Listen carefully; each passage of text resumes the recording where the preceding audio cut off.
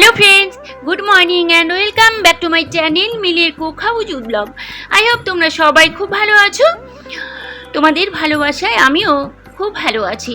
তো আজকে আমি আরেকটি রেসিপি তোমাদের সাথে শেয়ার করব। আর এই রেসিপিটি কিন্তু খেতে গরম ভাতে জাস্ট ফাটাফাটি লাগে।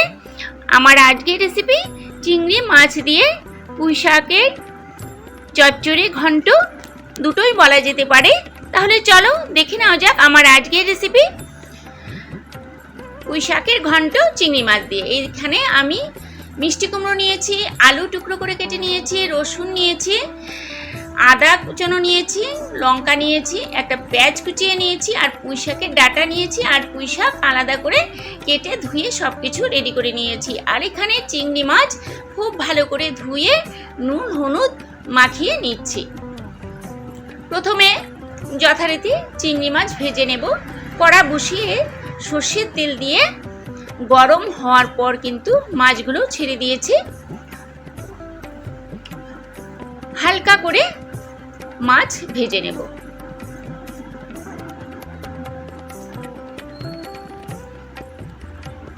ঠিক যখন এরকম অবস্থায় চলে আসবে মাছ, তাহলে বুঝতে হবে মাছ ভাজা হয়ে গেছে। তো এবার আমি মাছ তুলে নেব।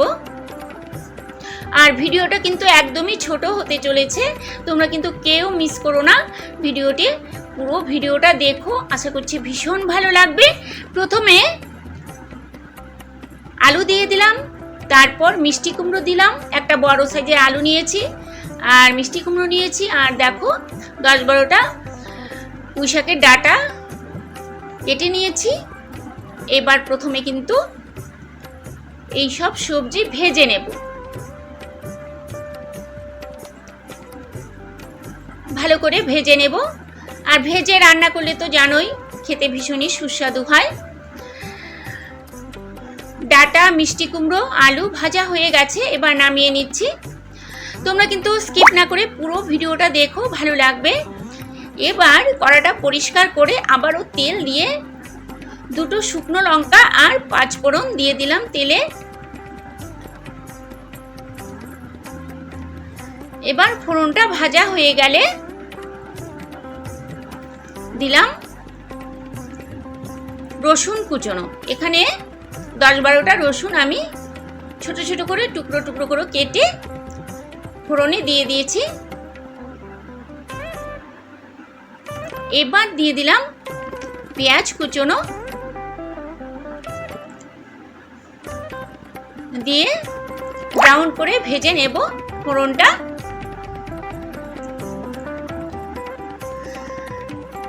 ভাজা হয়ে গেছে, এবার কুচনো শাক দিয়ে দিলাম, মানে পুঁই শাক দিয়ে দিলাম।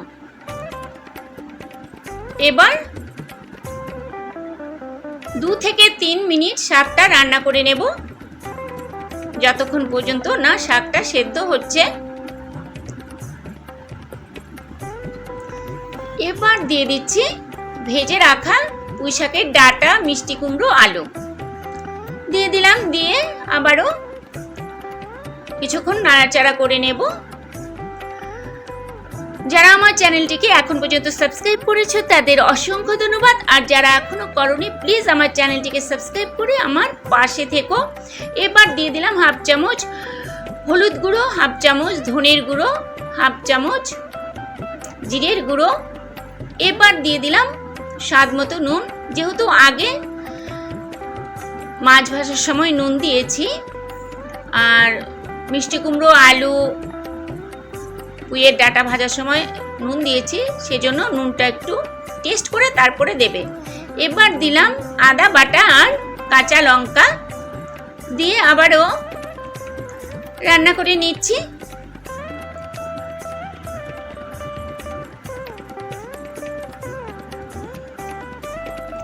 এবার দিয়ে দিলাম 1/2 চামচ চিনি। এভাবে চিংড়ি মাছ দিয়ে পুঁই শাক রান্না করলে কিন্তু খেতে ভীষণ ভালো লাগে, গরম ভাতে জাস্ট ফাটাফাটি লাগে। আর আমি এই রান্নাটায় একদম জল দেইনি। 2 মিনিট ঢাকা দিয়ে রেখেছিলাম সেদ্ধ হওয়ার জন্য। এই দেখো সেদ্ধ হয়ে গেছে, আর কিন্তু মোটামুটি জলও বেরিয়েছে, তাই আর আমি জল দেব না। এবার দিয়ে দিলাম ভেজে রাখা চিংড়ি মাছ।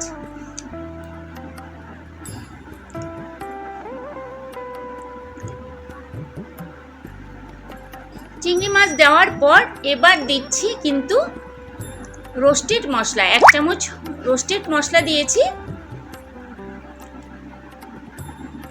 এবার দিচ্ছি কিন্তু গরম মশলা দিয়ে আবারও নাড়াচাড়া করে নেব। প্লিজ তোমরা সবাই আমার পাশে থেকো, পাশে না থাকলে তো এগিয়ে যেতে পারবো না। আর ভুল ত্রুটিও কিন্তু তোমরা তুলে ধরবে, তাহলে আমি আরো কিভাবে যত্ন সহকারে আরো রান্না করে তোমাদের সাথে শেয়ার করতে হয় সেভাবে আমি চেষ্টা করব করার জন্য। রান্নাটা আমার কমপ্লিট হয়ে গেছে, এবার সার্ভ করে নিচ্ছি। তো রেসিপিটা তোমাদের কেমন লাগলো তোমরা কিন্তু অবশ্যই আমার চ্যানেলের কমেন্ট বক্সে কমেন্ট করে জানাবে।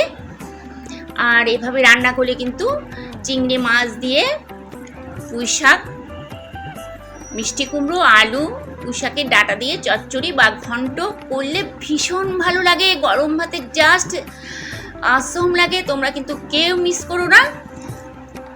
দেখলে তো কত সহজেই তৈরি হয়ে গেল চিংড়ি মাছ দিয়ে পুঁই শাকের চচ্চড়ি। তাহলে আজকে এই পর্যন্তই। সবাই খুব ভালো থেকো, সুস্থ থেকো, টাটা, বাই বাই।